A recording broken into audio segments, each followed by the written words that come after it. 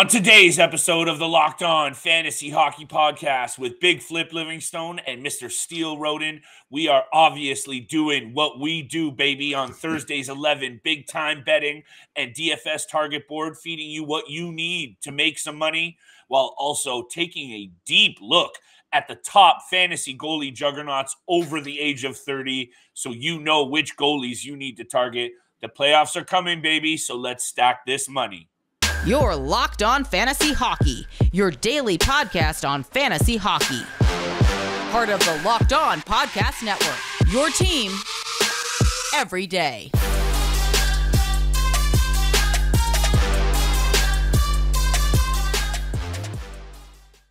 Party people, hockey heads, degenerate gamblers, this is your show. It is the Locked On Fantasy Hockey Podcast with Big Flip Livingstone and Steele Roden. Thank you so much, guys, for making us your first listen every single day. We are a part of the Locked On Network, and we really appreciate all the love. Continue to smash the subscribe button and show us that love every single day. We appreciate it. On today's show, everybody, and thank you for being here.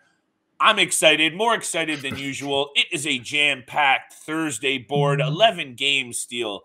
11 games to sink our teeth into. There is not many options left to make this money, and I really do feel like this is going to be one of those nights that we both hit it big, my friend.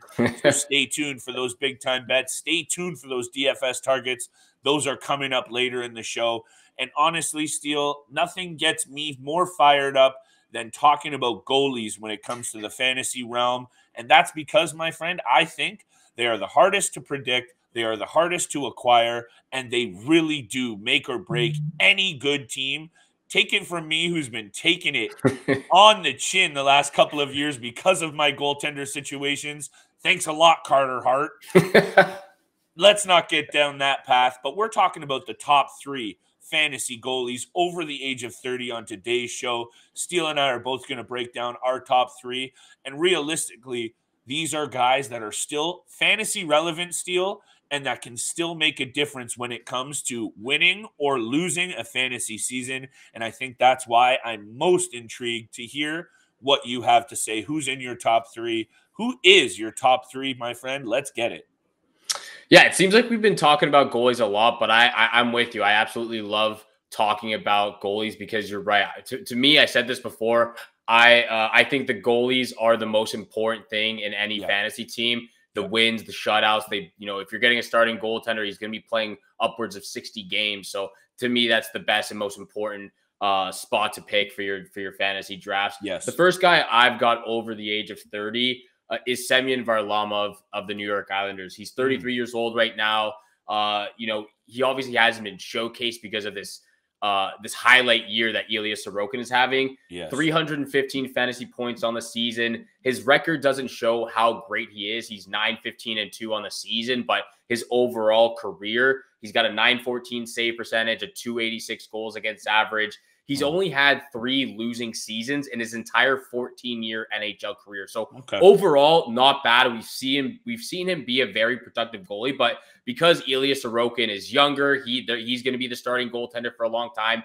He's not going to be getting a lot of starts in the crease for the Islanders moving forward, but he's still a viable goalie. And I think someone out there, maybe come the off season can probably pick him up or even acquire for a trade or something like that. But he has a decent track record in the postseason, a 919 save percentage in the postseason, 31 wins and 58 starts. But yeah, and like I said, besides Ilya Sorokin, the New York Islanders have been absolutely dreadful this year, an absolute failure on all circumstances besides Sorokin. But to me, I still think Varlamov is a fantastic goalie. And I just think the Islanders failed in this season. So usually in these top ranking situations, I throw some stuff at the board and you're already calling me out for it. Today was one of those situations where I wasn't sure if you were maybe drinking a little bit of the Big Flip, Uncle Flip elixir. But look, I appreciate, because I was going to call you out on Varlamov as well. But you know what? You made a couple of interesting points there, because I think the Islanders have done him dirty this year. That's a good point, number one. And number two, I didn't realize, if he's a free agent or teams are sniffing around, a fresh start for a goalie like him really could boom his fantasy value. So I appreciate both of those angles, because those are two real points that I honestly did not consider. Because other than that, the record is the record, but we'll see what that means, because the Islanders have been pretty bad this year. And Flip, sorry to cut you off, but no, please go ahead. The Islanders are also like one of the worst teams in the league right now for goals for. I think they're 25th in the league right now. So even his record being 9-15-2, he probably I've seen him play a little bit this year, and in those games he's played relatively good, but they're not scoring enough goals for him to win the games at all. These lists are subjective, and at the end of the day, I think the guys that I have in there are clearly better. But the point that you make about him being traded and his value there is something that now I'm going to keep an eye on, because that is one of those guys that you might be able to get in the later rounds. And then boom, he gets traded. And that could be huge. One of those moves, Steele, that you and I talk about all the time. You're going to need a couple of those and get lucky to win a league, right? It's a long season. So that's something to keep an eye on. Look, I have Darcy Kemper at number 3. I bounced around the guys at my number 3 for goalies 30 and over. Kemper, two things worry me about him before I talk him up. It's his consistency. He has a tendency to be very streaky, and his injuries. He does get injured. That guy has been injured a lot over the last couple of seasons. But aside from that, he deserves some credit, because he is the number 1 goalie on the best team in the league. And Steele, I took a little dive down the rabbit hole of stats as well. Since the calendar flipped to 2022, 22, 5, and 3 with a .933 save percentage, and all 5 of his shutouts coming in the second half. If he could play, if he could bottle that up, if he could bottle the second half and just play like that all the time, which is a stretch. Don't get me wrong. It's like, Flip, that's a stretch. Hundo. But if he could find a way to do it, my goodness, does he definitely deserve to be in the top 3. 36, 10, and 3 overall this season, 243 goals against, and the 3rd best save percentage in the league, Steele, at .924. Those numbers cannot be denied. Oh, also, they go rumbling all the way to a cup. Without Rantanen, without some of those pieces up front, he's going to be counted on either way you slice it. Yeah. To me, it's funny how this guy went from being on the absolute worst team in the league to the best team in the league in the matter of a year. So and what happened to his fantasy value? Exactly. It skyrocketed. So you obviously can't go wrong with Darcy Kemper. He should be on this list. But for me, he's not. The guy I have second is Frederick Andersen. I actually thought he was a little bit younger. I didn't think he was 32. I thought he was actually 30 years old. But hey, playing in Toronto ages you 3 years at a time. It does. Yeah, I guess it does. But he's been absolutely fantastic this season. We all know that. 654 fantasy points, 35, 14, 3 on the season. His entire NHL overall, a .916 save percentage, a .259 goals against average. So somewhat similar stats to Varlamov over his entire career too. Pretty much the exact same playoff record as well. I think he just played maybe 3 or 4 games less in the playoffs than Varlamov, but they're very similar stats. And, the Carolina Hurricanes really do depend on this guy, especially going in the postseason. So I think the news came out that he's out for a week. So for fantasy owners out there, very tough news to hear. For the Carolina Hurricanes, you're glad that it's only a week, because the postseason is just around the corner. You need him to be ready, especially in the first round. Going up against the Boston Bruins potentially, I think which is probably going to happen. But he's been absolutely incredible to watch play, and he's going to continue to be one of the top tier goalies in the league for a couple more years. Super quick. I have him at number 2 as well, my friend. So everything you're saying absolutely ladders up to where I'm thinking. And look, I quickly mentioned it. He's played in the meat grinder of goaltender situations in Toronto. And to be honest, he's gotten a few bad reps there for, he's been basically the only reason the Toronto Maple Leafs were relevant in the first round of the playoffs. He stood on his head the last number of seasons, and still, of course, Toronto media gives him that hate, but that's okay. Look, that's what comes along with playing in Toronto, and it's good for him to see, right? At the end of the day, this season has been good as a fan of the game, to see Freddie Andersen be able to put up the season he's having. I hope that injury does not derail his season. But at the end of the day, it is what it is. Also, coming up around the break. We got big time bets. We got DFS targets. We're going to make that money. We're going to pay these bills, and we're going to get to the number one fantasy goalie over the age of 30. Hold me down here, Steele. But first, I need to holler at Shady Rays. Our number one new sponsor. Shady Rays is an independent sunglasses company that gives you all the features of a $200 sunglasses pair for fractions of the price. Polarized lenses, well-constructed durable frames, and premium high-end finishes. Shady Rays' insane protection program includes lost and broken protection on every single pair. They'll send you a new pair if you lose them or break them, no matter what. Give them a try, and you will love them. If you don't, you pay nothing. It's as simple as that. Plus, 10 meals are donated to fight hunger in America every time you shop at Shady Rays. And exclusive for our listeners, Steele, and we love our listeners. Head to shadyrays.com and use code LOCKEDON to get 50% off. That's 50, 2 or more pairs of polarized sunglasses. That's code LOCKEDON for the best deal of the season. 50% off. That is 50, 2 pairs or more of Shady Rays sunglasses, backed by over 150,000 verified 5-star reviews, my friend.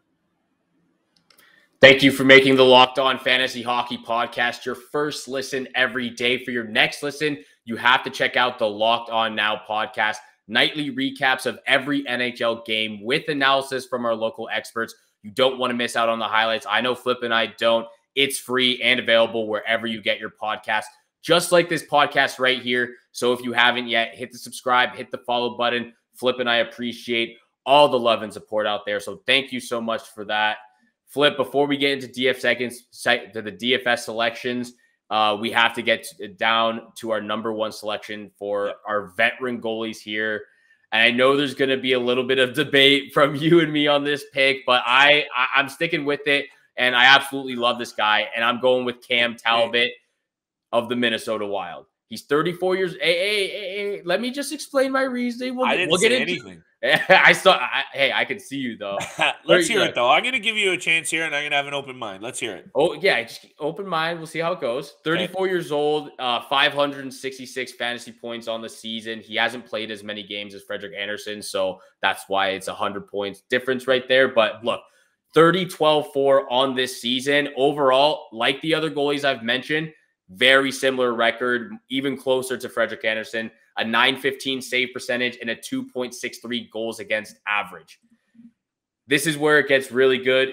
He's only had 2 losing seasons in his entire career, the first year with the Edmonton Oilers and his last year with the Edmonton Oilers.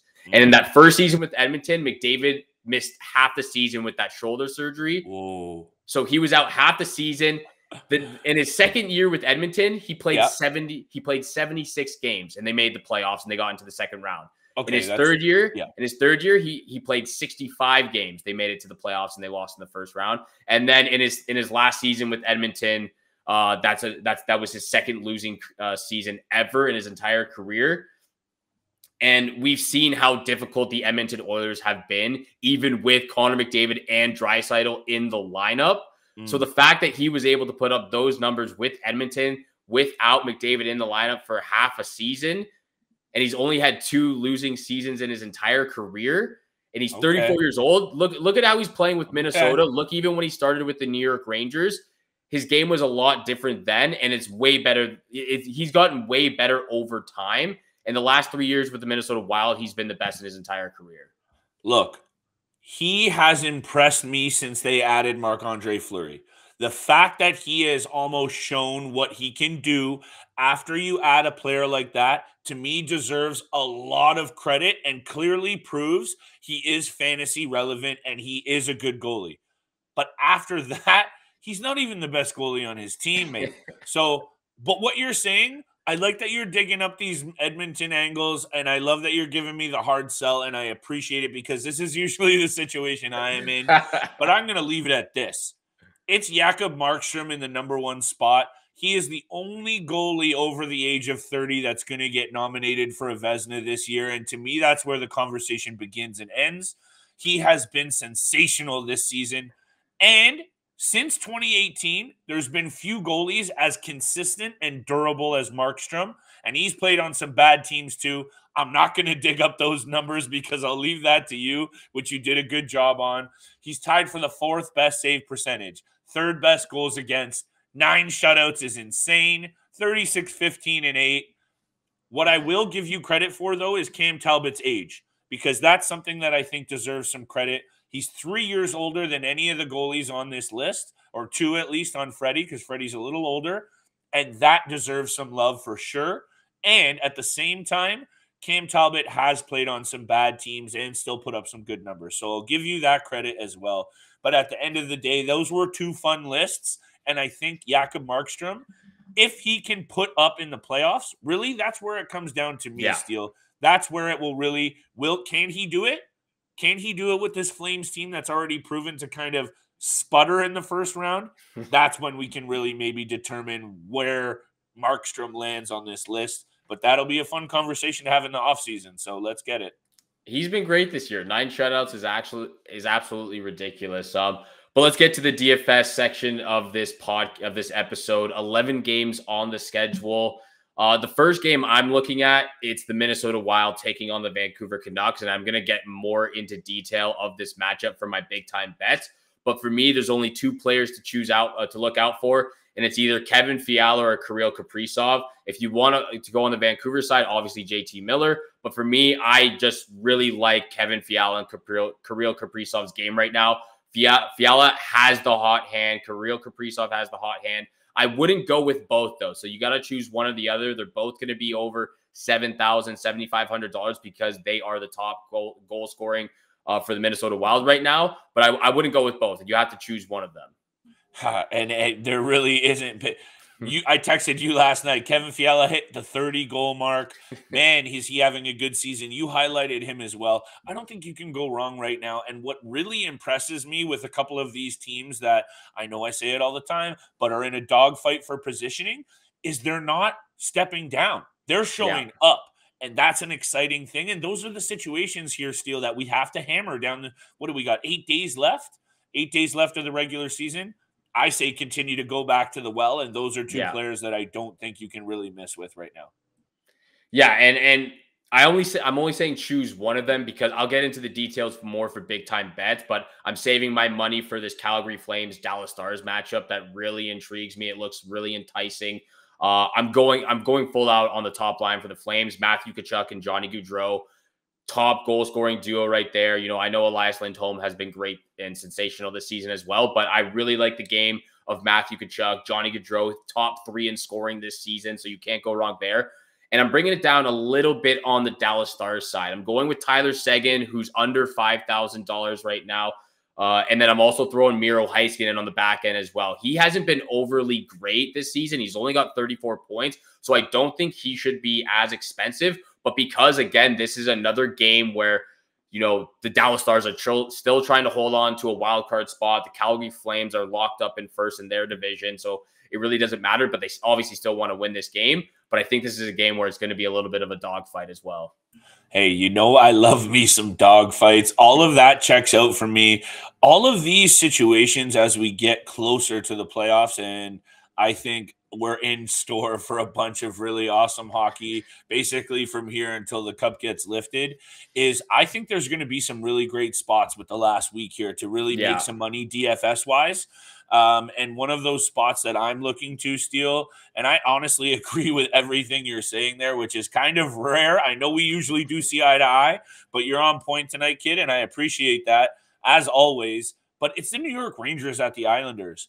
And I talk a lot about recent trends head-to-head. Yeah. And the Islanders have had good track record against the Rangers, so which scares me a little bit. But what doesn't scare me is how great the Rangers have looked over the last week. You know, aside from really losing to the Islanders the last time out, they have been amazing. And 3 shutouts in a row.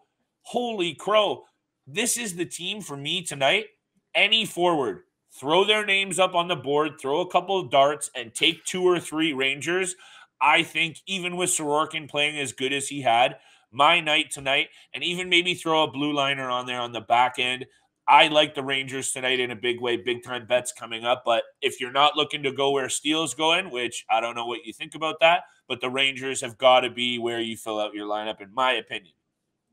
I'm rather surprised by that, Flip, because the last time we had this, inner New York game, you said you don't like those, you want to stay away from them, and then I chose the Rangers that night, and they absolutely dogged me, so it didn't work out. But I'm rather surprised you went with the Rangers, but I would go in the same boat with you. Like, if I was going to go with this game, I'm obviously going with the Rangers. Well, clearly those recent trends, what I was saying was accurate. But what I'm feeling tonight, Steele, is a whole different thing. Okay. Also, a New York Rangers team coming in riding 3 consecutive shutouts is not a team you want to go against. That's a whole different ball game. Also, just 7-1 on the road for the Rangers in the last 8 games. There's a lot of things pointing in the right direction. Tease coming up for those bets, baby. But yeah, I don't know. I'm just drinking the Rangers Kool-Aid. Maybe I've been listening too much to you, but I just think now that the playoffs are this close, this team is too well coached. It's too well balanced, and the goaltending that they're getting right now is literally second to none. All those things line up. That means let's bet them. All right, I'm gonna have to sprinkle some money on them now. You've convinced me. Before we get to big time bets, though, for cheap options, I'm looking towards that New Jersey Devils versus Buffalo Sabres game. I think this is just like a whatever game in the last little bit for the Sabres and Devils. I think it's going to be high scoring. I think there's guys that you can fill out your roster for very cheap. Jeff Skinner, Jesper Bratt, Dylan Cousins, Peyton Krebs, all those guys, even on the New Jersey Devils side. Yaron Sharangovich as well. So there's a lot of guys in that matchup, I think, that can be very cheap but bring a lot of value, and as well as to even bet on them for player props. And where you should bet is betonline.net. They are your number one source for all your betting needs and sports info. Find all of the latest sports developments, including this year's basketball playoffs and the start of the Major League Baseball season. BetOnline is your continued source for all your sport wagering information, including live betting, esports, and scores. Head to the website today or use your mobile device to learn more about the trends in action. BetOnline, where the game starts. Thank you for making the Locked On Fantasy Hockey Podcast your first listen every day. Don't forget, we are free and available wherever you get your podcast, which also includes YouTube. So if you haven't yet, hit the subscribe, hit the follow button, and you'll get the latest episodes. And Flip and I appreciate all the love and support out there. So thank you so much. Thank you so much. Flip, big time bets right now, where the money's made.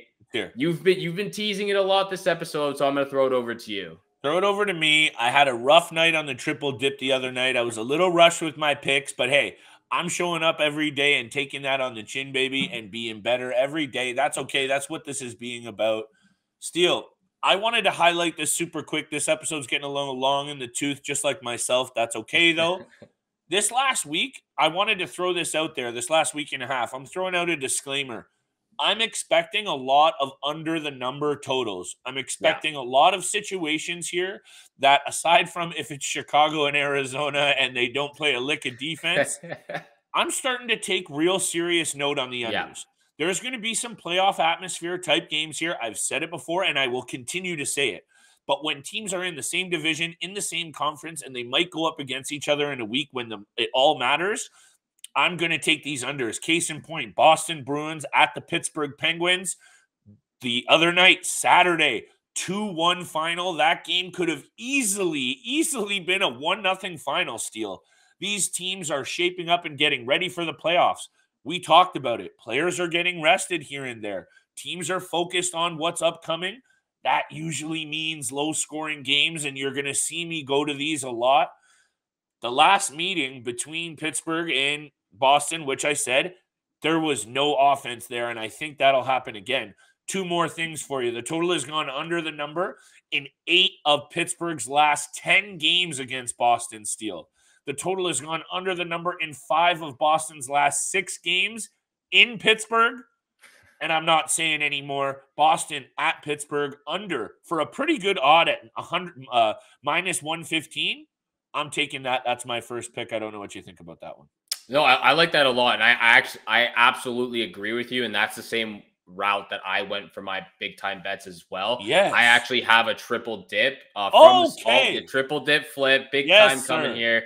I'm sticking with that Minnesota Wild Vancouver game because that's also why I said to go with just one of the players, Kaprizov or Fiala, because I think this is going to be a low scoring game and one of those guys are really going to showcase that. Hit me with all three of your picks. I want to hear the whole triple dip. I'll hit you with all three real quick. So my first one, I went with the anytime assist from Kevin Fiala the other night. It hit for me. He also got a goal in that game as well. So this time I'm switching it around. Anytime goal from Kevin Fiala. This guy's got 5 goals in his last 4 games. He's got the hot hand. I'm sticking with it. Anytime goal from Kevin Fiala as my first pick. Second pick, I'm taking the Minnesota Wild on the money line. Not the puck line this time because so far Minnesota and Vancouver have played twice this season. Minnesota has won both times 3-2. So it's been under the number both times, and that's where I'm going with my third pick. Wild Canucks under 6 goals in this game because of the way it's been trending this season. But my lock of the night is the Wild on the money line. Dude, I like all 3 of those picks, and I want to also show some love to Kevin Fiala because that's going to be a good odd to pick him anytime goal scorer. Even though he's already popped the 30-goal mark, he's still going to be a good odd because he's just that lesser name kind of player. And not lesser name because he's not lesser talented. Let's be clear. He's having one of those amazing, sensational seasons. I'd be intrigued. I don't know if you know, but I'd be intrigued to know if his contract is up because sometimes these kind of under the radar.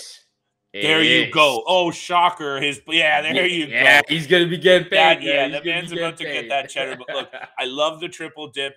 And on top of my under in the Boston Bruins-Pittsburgh Penguins game, I'm going to another under, Steele. And this is rare for me, but I explained myself off the top, and I think this is going to pay us out nice here down the stretch. Toronto Maple Leafs at Tampa Bay Lightning. This might not be a popular pick because 4 of the last 6 meetings between these two in Tampa have gone well over the number for obvious reasons. Austin Matthews is out again. That's not enough to just bet an under, but man, is it sure enough to consider it, especially when, Steele, the opening number is at 7. Yeah. I'm taking this one under and going against the trends. These two teams are most likely going to play each other in a week and a half's time, and I expect this to be nothing but chippy. A lot of that 3rd and 4th line action for both of these teams. Shout out to Corey Perry we talked about. I think this is going to be one of those chippy games that both of these two teams' veterans set the tone for what, I'll see you in a couple weeks kind of style going on here. Keeping it real simple, Steele. Under the total 7, Toronto Maple Leafs at Tampa Bay Lightning. My lock of the night, I alluded to it before. Big revenge spot for the New York Rangers. I'm not buying any more of this inter-New York stuff. That was all when playoffs were well out of it. The playoffs are on the line now for a team that's not allowed a goal in 180 minutes of hockey. I hope I did the math right on that one, and I think I did. You know the Rangers are lights out right now. Yeah. When guys on TV are calling the Rangers now, and we've been saying it for a while, as cup dark horses, we've been saying that. Yeah. I'm all in on the New York Rangers right now. Minus 120 also because you're getting that respect for that inner-city rivalry. I'm loving that action at minus 120. Give me the New York Rangers in a big bounce-back spot against the New York Islanders team that, aside from Sorokin, is a joke. Yeah, they have been a joke. And I like all of those picks. And to go back to that Maple Leafs one, it just popped in my head as you were saying that those Leaf players are going to remember Corey Perry from the first round with the Montreal Canadiens. I bet. I just remembered this first round against Tampa now just got a little bit spicier. So and they should though. They should. They definitely should. Yeah. But yeah, all of those picks were great. So to reiterate, Flip's lock of the night, the Rangers on the money line against the Islanders. Yep. My lock of the night are the Minnesota Wild on the money line against the Vancouver Canucks. And you pencil it in, lock it in. These bets, they're going to go under the numbers because, like Flip said, it's playoff time. Things are getting a little bit tighter right now, so take the unders. Be a little bit more cautious of what's going on and what the matchups are. And thank you so much for making the Locked On Fantasy Hockey Podcast your first listen every day. If you want more gambling advice, if we didn't help you out that much, make your second listen Locked On Bets, your daily one-stop shop for all your gambling needs. Locked On Bets, hosted by your boy Q with insight from Lee Sterling, It's free and available wherever you get your podcast, just like this podcast right here. So if you haven't yet, hit the subscribe, hit the follow button. Flip and I appreciate all the love and support out there. And once you do hit the button, you'll get the latest episodes of the Locked On Fantasy Hockey Podcast as soon as they're available each and every day. Thank you again for tuning in for today's episode with Flip and I. Have a great day. Good luck with all your bets out there, and we shall see you back here again tomorrow. Episode 60, baby. Peace.